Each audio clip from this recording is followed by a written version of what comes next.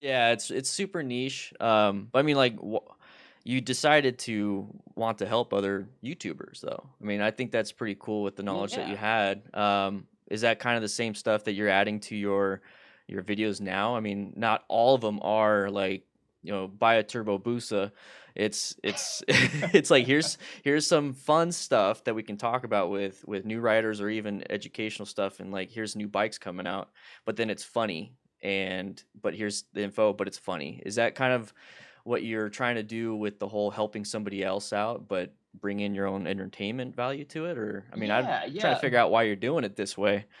Yeah, basically what I try to do is I think the big mission statement of the channel is to like introduce people to bikes in a way that feels accessible, because I think a lot of times, people are not only like, let's say at the point of search at YouTube, they're looking up a bike they want to buy, they're looking up, dude, fucking pound that Rockstar, Hell bro. yeah. Hell yeah. Hell yeah. I need it. I need Yeah. it. Yeah. Yeah, I just had my coffee. So I think for me, like, not only are they looking up, like, hey, I don't want an R3, I want a Ninja 400, but they're also trying to figure out, like, do I belong to this community? Can I be a motorcyclist? Like, what is this community like?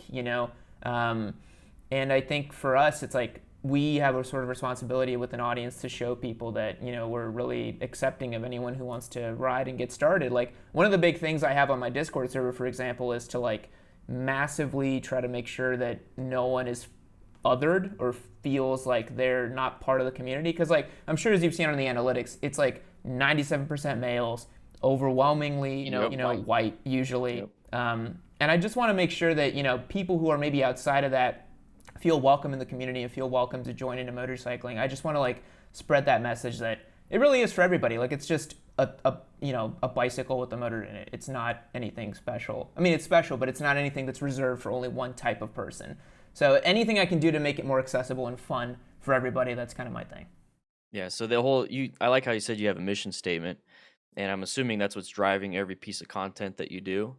So, I mean, you could Yeah. easily make like top 10 or bottom 10 YouTubers, motorcycle YouTubers, and that would be something easy to do, and it'd be within the Yeah. entertainment thing. But probably goes against, I'm assuming it goes against your mission statement of Yeah. inclusivity. I want to bring people in. That's really good. Yeah. That's really good. I have something very similar with my own set of mission statements and principles of how I do things, but you don't see that a lot. You see just people trying to ride the trends.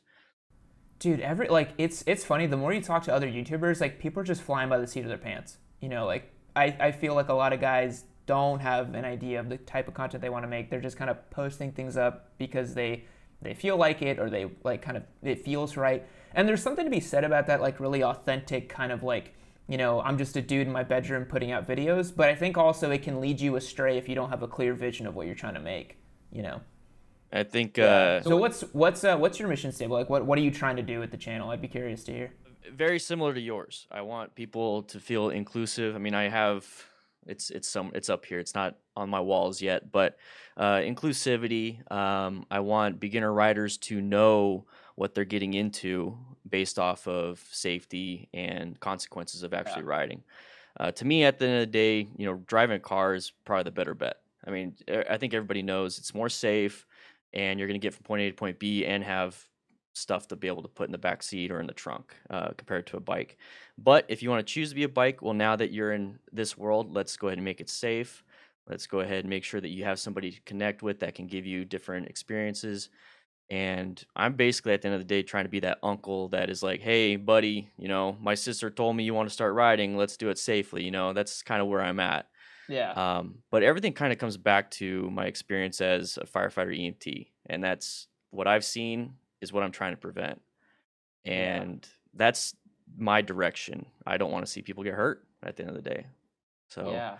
I think you have a great perspective on it being a former firefighter and EMT that you've been like I think for most people they might have had one or two crashes or they might have seen, someone being a wreck, but like you saw this stuff like day in and day out, right? Like how gnarly it can get. And it gets gnarly. Yeah. Yeah. oh yeah. Yeah, it's just me personally seeing stuff, and then me taking like a grandma to the hospital or something, and then I look down the next ER room and I just see blood on the floor, people working this guy, and I'm like, "What happened?" "A motorcycle accident." And I'm just like, Yeah. oh my gosh. You don't see that with car accidents typically. So I'm like No, doing no. doing all They're that so stuff. safe nowadays, man. They got the crumple zones and the airbags. Like, they're really, really safe, honestly. I mean, that's not to say you can, like, chuck it into a brick wall and survive, but they're pretty safe. You could do that in a car and maybe survive. You do that in a bike, you can't at all. Yeah. You will not. Yeah. So with my Actually, there was a video you put out recently where you were, like, just, like you said, that uncle just being, like, trying to keep it real, where you were like, hey, this is super dangerous. And that's something we don't talk about a lot, where I love the statistic. You're like, it's 27 times more likely to be injured on a bike versus a car, right? Or something like that? yeah, it's the fatality. 28 times chance of having a fatality. fatality. Yeah. Yeah, it's higher. I think it's 35 times for an injury. But yeah, it's insane. It's insane. That's sobering. You know, it's sobering to think that it's like that much more risky.